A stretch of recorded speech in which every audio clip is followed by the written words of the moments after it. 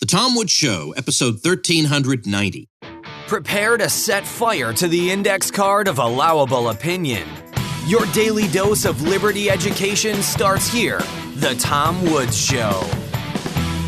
Folks, if you enjoy the Tom Woods Show, it's time to go to the next level. And next level Tom Woods is libertyclassroom.com. This is where my friends and I teach all the stuff you did not get in your conventional education. History, economics, and more, the way it ought to be taught, with all the content they left out or distorted.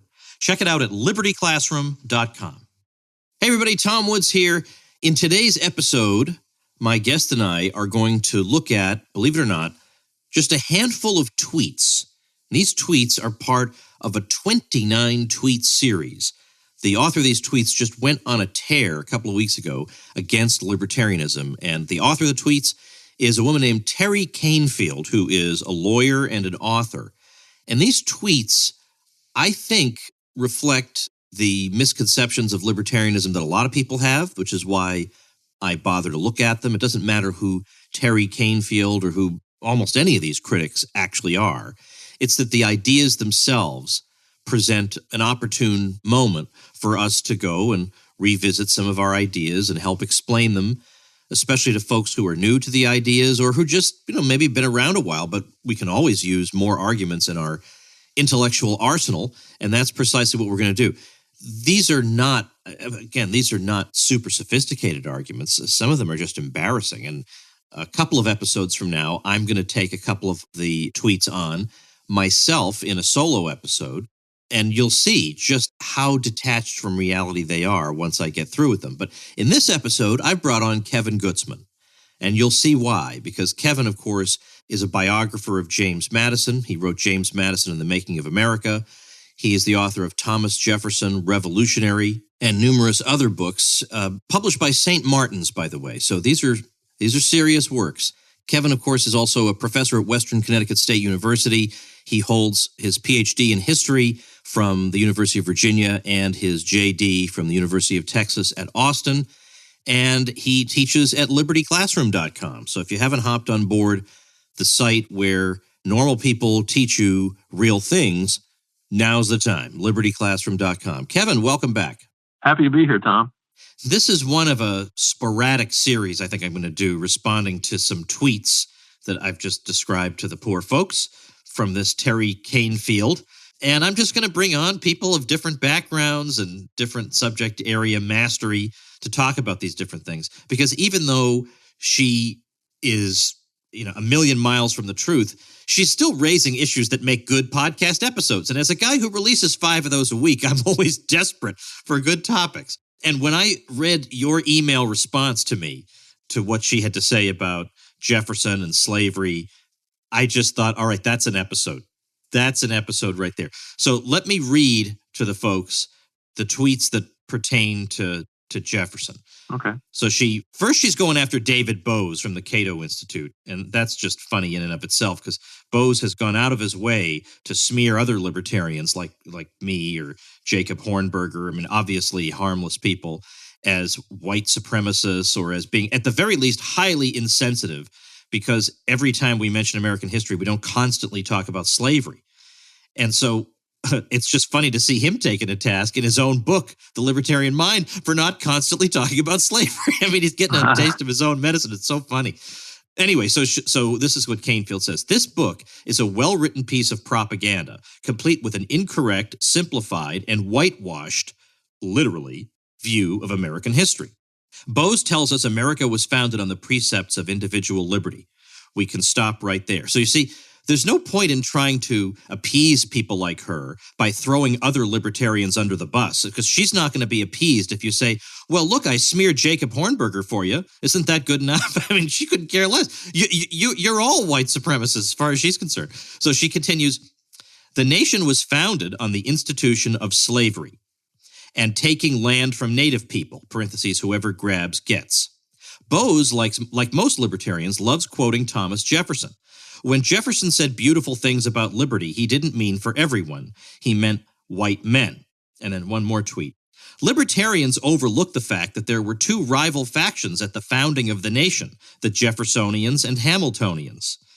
Yeah, I never even heard of those people until these tweets, Kevin. And then she says, Hamilton was anti-slavery and in favor of a strong central government. Jefferson thought individual liberty meant the freedom to own slaves. All right, now that's all we're going to say. We're just going to leave it right there. So there are a number of questions I might ask you about this, but I guess my first would be, what grade level would you assign that analysis to? I mean, that's about as surface a reading of everything as you could get. So how do you want to start? Because I thought I want to go back and get your email that you wrote to me. But where do you want to go with this? Well, I guess listeners might be interested to know that she's the authoress of a children's book on Alexander Hamilton. So it's not surprising that she takes a children's approach to these questions. That's what she's published, the children's version of the conflict between Jefferson and Hamilton. And of course, Hamilton in her account is kind of godlike figure who manifests all the virtues we might hope somebody in the past would have manifested. All right, we'll get back to Hamilton and Jefferson in a minute. You know a little something about Jefferson, Mr. Jefferson biographer, more or less. So let's get back to that in a minute. I want to read what you wrote to me because I sent out an email on this general subject to my list, and you wrote this back. You know what's most annoying about the you must mention slavery stuff? Everyone had slavery in the whole world. When Jamestown was settled in 1607, no one anywhere in the history of the world had criticized slavery as immoral. Abraham, Isaac, Jacob, and Moses owned slaves. Aristotle said it was natural. Jesus bucked convention by hanging out with prostitutes and Gentiles, besides having his followers perform various works on the Sabbath, but didn't criticize slavery. And Muhammad recruited followers by promising them shares of all the populations Muslim armies could enslave. In the 19th century, that included American sailors captured by the Barbary states. What was different about the modern West in this regard? The first arguments about its morality arose in the Anglosphere in the late 17th century. The first anti-slavery society was formed in Philadelphia in 1775, and the Royal Navy abolished the Middle Passage in the 19th century. Meanwhile, Saudi Arabia outlawed slavery in 1970. It's still common in Northwest Africa, etc. And by the way, how did Europeans end up with so many African slaves in the 16th and 17th centuries? Yet these people never criticize other civilizations for having this once universal institution. They instead drum into people's heads that far from taking the lead in abolishing it, the West was alone in having it. Besides that, about 1 million of the 11 million Africans brought through the Middle Passage ended up in what is now the USA, and yet one never hears these people ragging on Brazil, Haiti, Cuba, Mexico, Nicaragua, Venezuela, Colombia, etc., certainly not on Puerto Rico for having slaves. Polls show that young Americans think it's an American institution. America was founded on slavery in about the same way as it was founded on outdoor plumbing. It was a nasty fact of life throughout the world that we got rid of and never defended as a principle. See, this is the kind of email you get when you're Tom Woods. You get an email like that from Kevin Gutzman.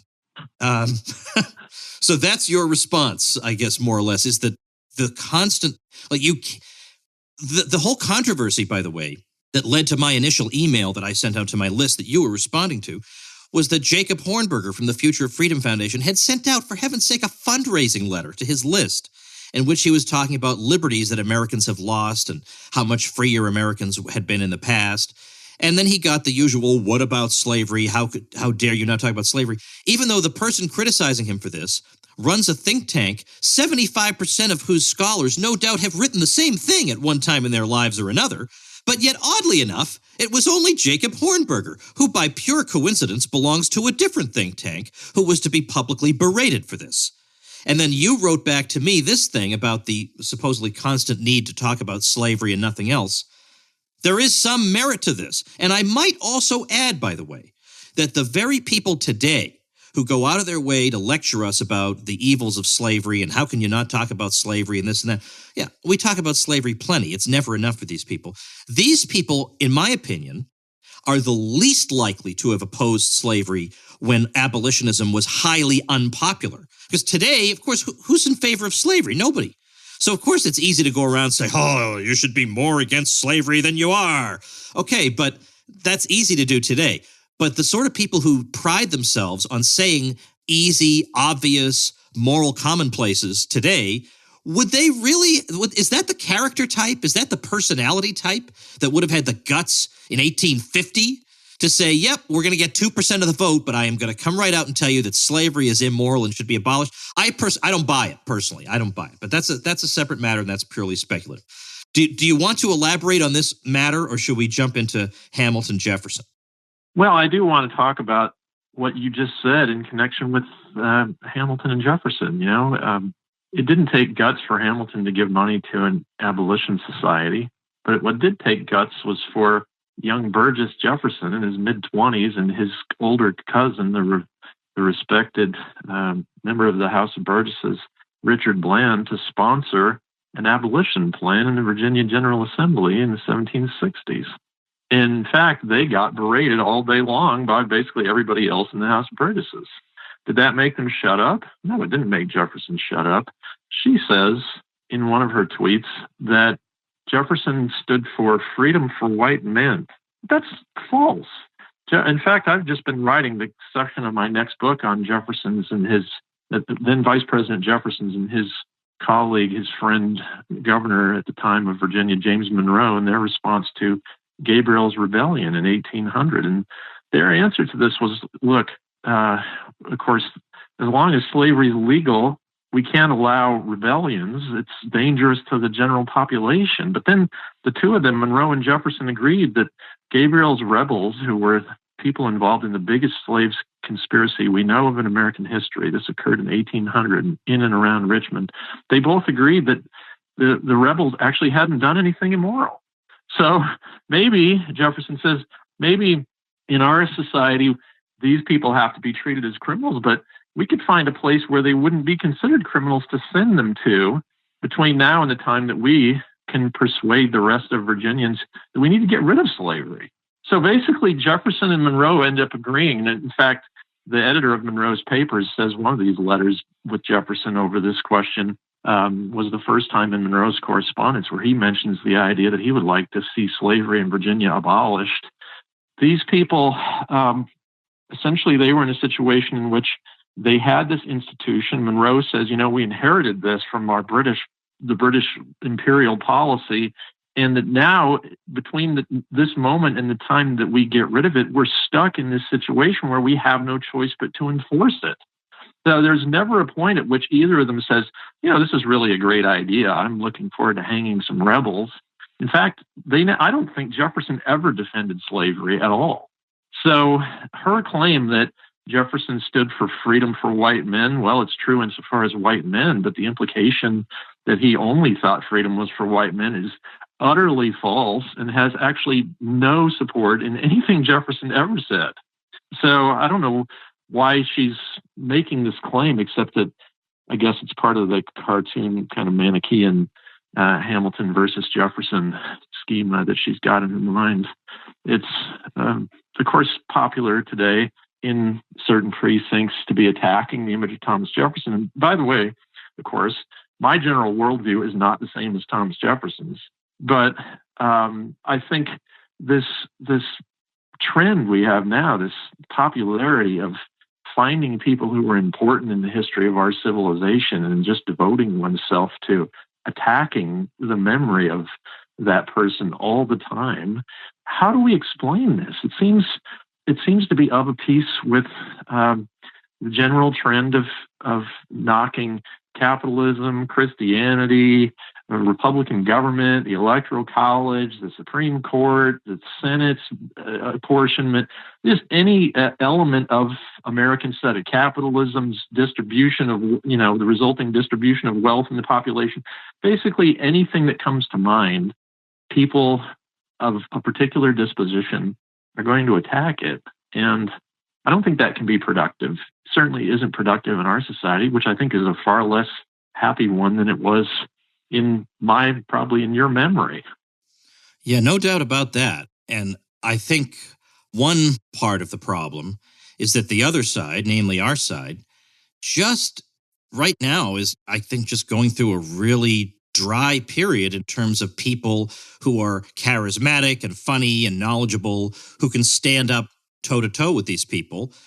It seems like, I mean, not that I identify with the Republican Party, but the Republican Party, by and large, is hopeless because half the time they concede 80% of the left's argument, and it just... They do. That's their first step. Their first step is, well, you have good, you have well-placed grievances.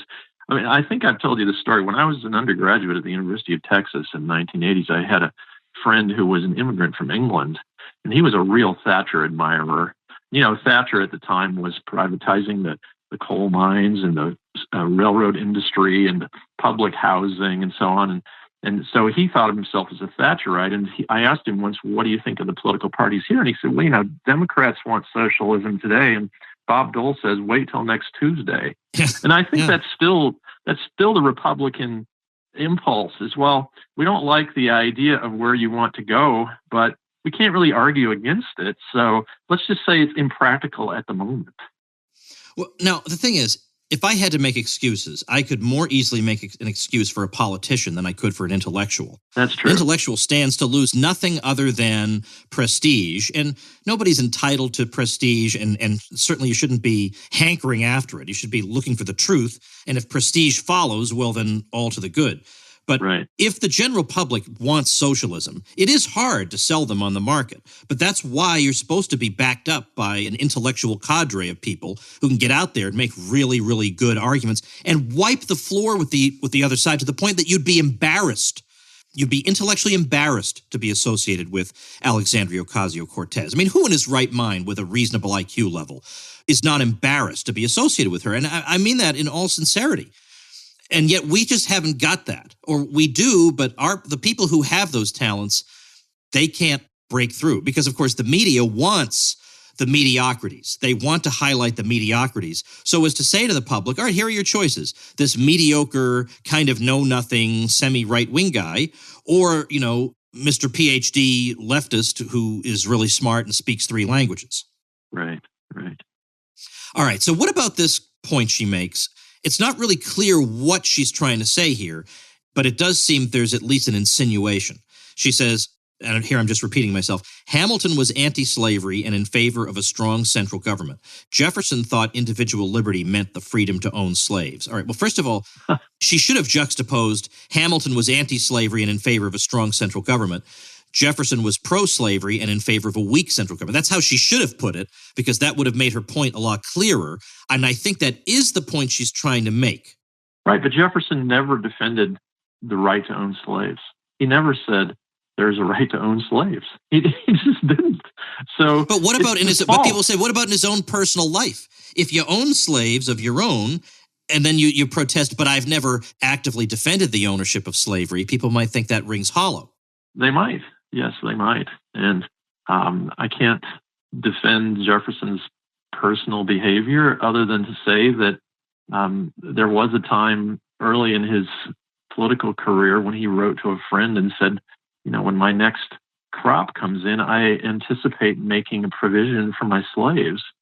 And then it turned out that the tobacco price fell substantially and he ended up taking a loss that year. So we don't know. It's kind of a cryptic statement. We don't know what he really meant by that, making provision for his slaves. But I think by the time he was in his later years, he had debt, and Virginia had a law that said that if you had creditors, you couldn't free your slaves until they had been satisfied. So he couldn't have done anything about that anyway. He couldn't have freed them in his will and so on. So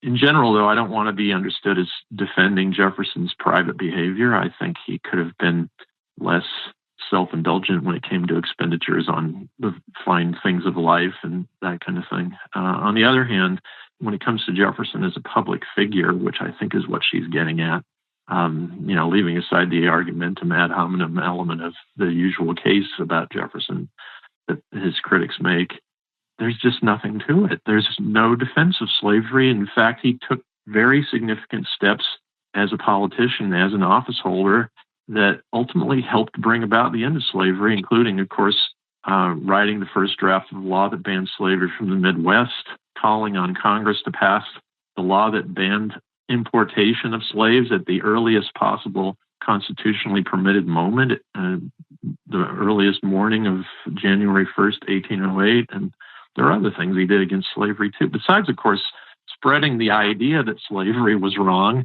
and making it an idea that had a lot of purchase on a lot of people.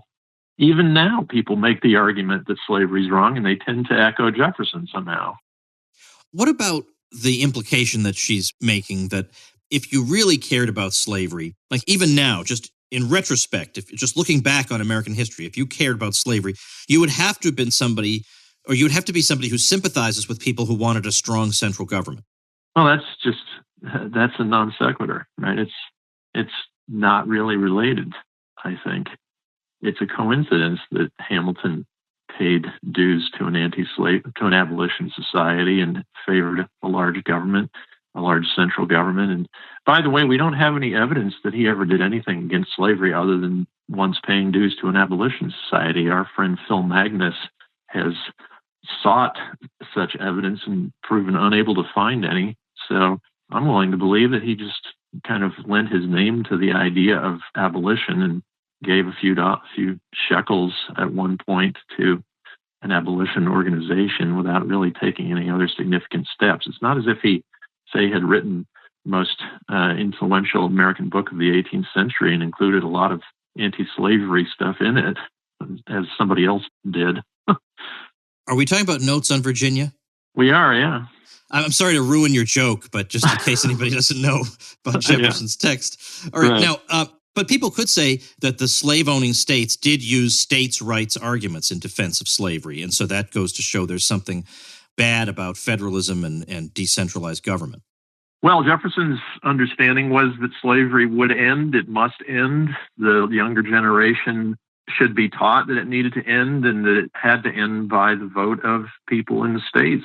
So he did not subordinate his general belief that, in the principle of subsidiarity to his desire to get rid of slavery. That is, you might say, well, getting rid of slavery should have been his top political priority, and everything else, it logically follows everything else should have been subordinate to that. But as you and I have discussed before, and as I lay out in the first chapter of my book on Jefferson, his chief priority after, of course, republicanism, which was a given, was subsidiarity, federalism, and then within the states, subordination of policymaking through the counties to ward republics, what we would call precincts.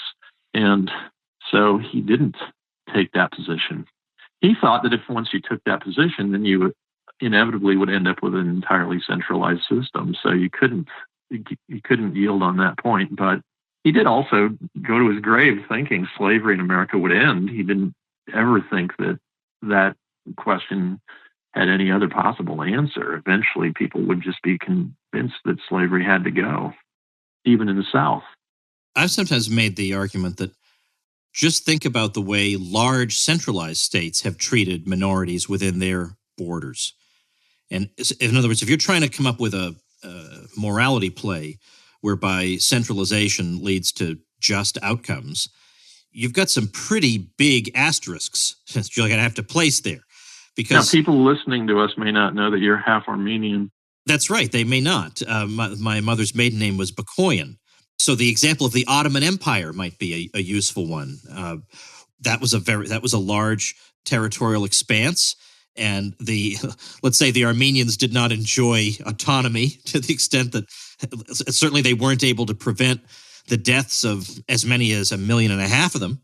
And so there's that. And there, of course, there are much more obvious examples of large totalitarian states that did not treat the minorities within their borders particularly well. Right. So there's no clear way to say, well, if you centralize, this solves the problem. And of course, as Western society centralized in one state after another, the resulting wars became more destructive than previously. So there are a great many deaths connected with that. So there's a lot of death associated with the state one way or the other. But certainly it seems like keeping its scope as limited as possible, even territorially, does seem to keep it in check to some degree, even if it doesn't instantly put an end to all, moral enormities. Right. Can we now, for the sake of your limited time, I don't want to bother you too much today, but I found that other article and I just felt like I got to get Gutzman to say something about this thing too. So, and by the way, I am going to owe you one big favor after all this, doing this to you. But there's an article over on CNN by Joseph Ellis, who is a reasonably well-known American historian. And in fact, if anything, I'm way understating that. And they've got this provocative title for this article. The Green New Deal isn't socialism. It's what the founding fathers wanted. So we start in this piece with him saying, now look, let's define socialism. And he defines it in the classical sense of state or collective ownership of the means of production. And then he says, look, these people are not calling for that. So let's stop using these boogeyman terms. And he says the reason the founding fathers would have approved is that they believed in republicanism. And so they believed in a society where we collectively make decisions about really pressing matters. And we do this together in the public square via politics. And that's precisely what the Green New Deal is all about. And so they would have approved. Now, let's just say, first of all, even if that part is true, that does certainly not mean they would have approved specifically of the Green New Deal. The most he could possibly approved here is that they approve of so-called collective decision-making, but it certainly does not live up to that headline. So what did you think when I put you through the pain of reading this article?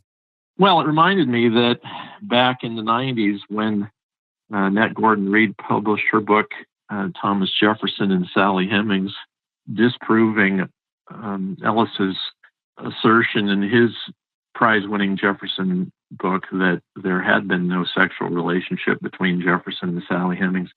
Ellis then went into the popular media and said, well, since we know that Thomas Jefferson had sexual misdeeds in his life, the Senate should acquit Bill Clinton in his impeachment trial. And actually, the impeachment trial was ongoing at the time, and so he immediately turned that to contemporary use. And, of course, you might think, well, what Jefferson did in private has nothing to do with Bill Clinton committing various felonies in the White House or in suits involving his behavior in the White House.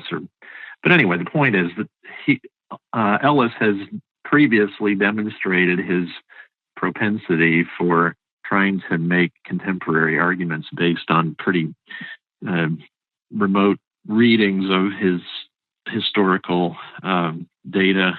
I think the idea that the people who made the American Revolution would have favored having a federal government policy involving retrofitting every building in America and banning the internal combustion engine and so on is just ridiculous. Obviously, it's completely contrary to what we were just talking about, which is the underlying principle of the Constitution that the central government had limited authority. It had a limited ambit. It didn't have general power. There wasn't any, of course, we've heard people howling about this for the last 3 years. There's not any way for a national majority to speak through the Constitution. There's no American people. There are elections in the states for the Senate, in the states for the House, in the states for presidential electors, and then those people are all somehow federal representatives.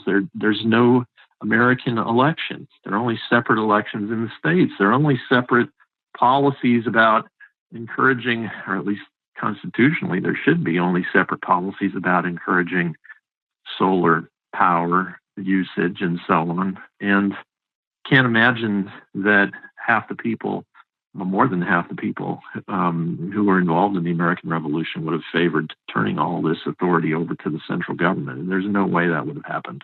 Yeah, of course not. And of course, even if they would have favored it, it still would be an awful idea. It would involve total authority of the general government over everything we do, basically. That's what the Green New Deal contemplates. Right, because it's not even just the expressly energy-related sections of the Green New Deal. There's also a huge amount of just general left-wing social justice wish list material in there about employment, wages, affirmative action, that makes you think that the energy stuff is almost just a fig leaf for them to just do these other things that they really want to do. Because a point I've made with Bob Murphy a number of times is that if you really, really thought that this crisis we're facing with climate were really one that threatened the world, that threatened civilization itself, you would not also be trying to carry out a social revolution at the same time. You'd say, you know what, folks, we got to do one thing at a time. Let's save the planet first, and then we'll do more affirmative action. But right now, we got to focus entirely on one thing. But the fact that they're not goes to show that obviously there's something else going on here. But yeah, there's nothing that theoretically could be left untouched by this plan. And so that by definition means the framers wouldn't have wanted it.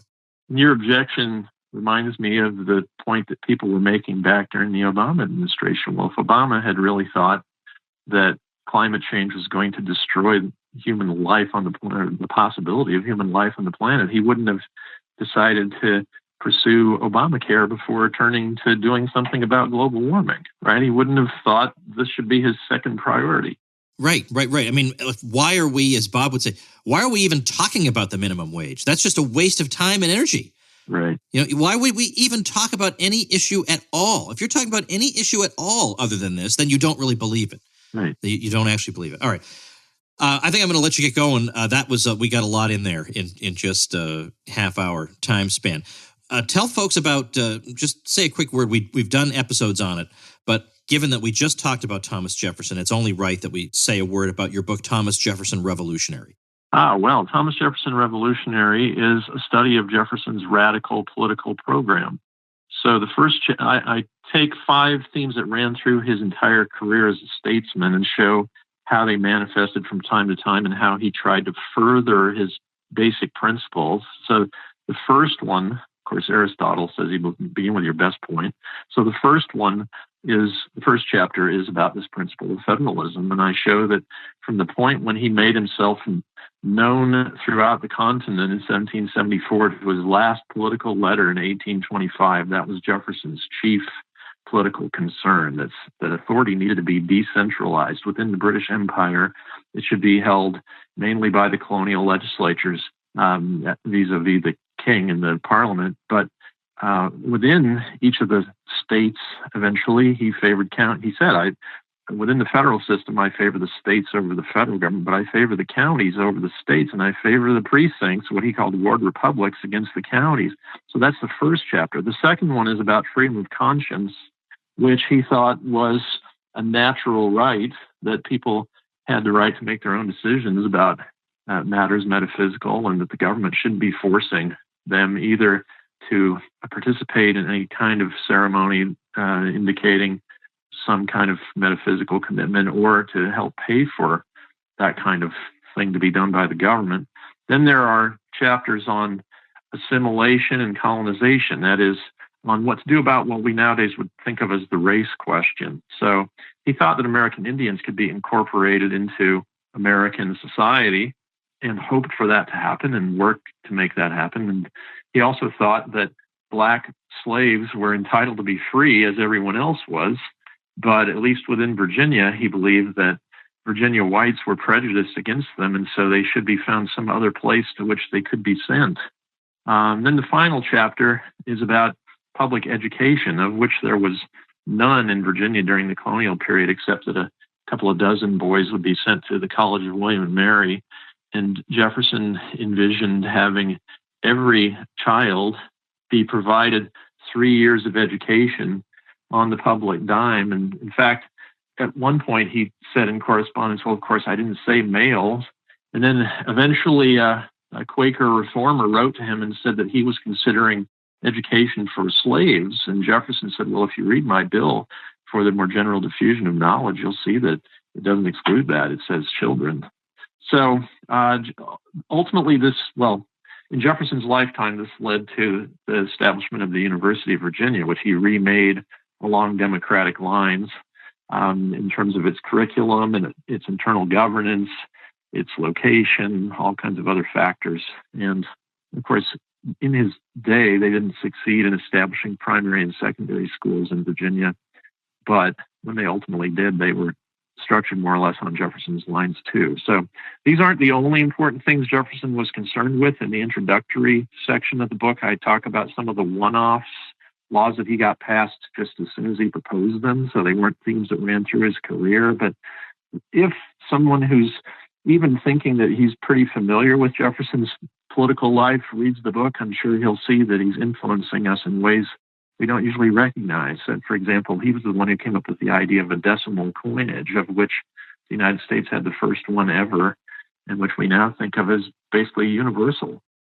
It is a tremendous book, and you absolutely will love it, and you will learn things about Jefferson you didn't know. So I'll link to that book at tomwoods.com/1390, along with some other Kevin Gutzman material. KevinGutzman.com is the website. And Kevin, thanks very much for chatting with me today. Happy to do it, Tom. All right, folks. Now, if all goes well, my plan is that tomorrow I'm going to be talking to Scott Horton, and we're going to go through and deal with this claim, because the Mueller report came out. It clearly demolished what we've been told for 2 years. And yet we're living in such we're just living in the bizarro world here, because there are people who think that it vindicates them. And yet in no way does it. In no way. It does not in any way vindicate them on any level. So this is an astonishing moment we're living through. I mean, it's, in a way, it's more bizarre than the WMD hoax. Really, this is just right there in black and white. And I wonder, how are the history books going to treat this episode? Are they going to act as if the report vindicated the conspiracy theorists about the so-called Russia collusion? Really? The history books are going to repeat this? So at some point, if they're not, then they're going to have to say that a lot of people were deluded for 2 years. And I can't imagine history books saying that. So I don't know what's going to happen. But what a moment we're living through. And Scott has been following this very closely and has studied the relevant texts in great detail, and he's going to walk us through all of it. So that's why you got to subscribe to the Tom Woods Show. All right, you can listen to a fugitive episode here and there, and you're going to get a lot out of it, no doubt. But you got to subscribe, or otherwise you're going to miss something like that, and you know you want to listen to that. So TomWoods.com/iTunes is where you can subscribe to make sure that all the episodes get delivered to your device. So I'll see you tomorrow. Become a smarter libertarian in just 30 minutes a day.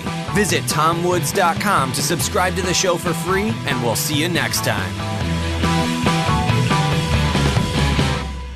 Like the sound of the Tom Woods Show? My audio production is provided by Podsworth Media. Check them out at podsworth.com.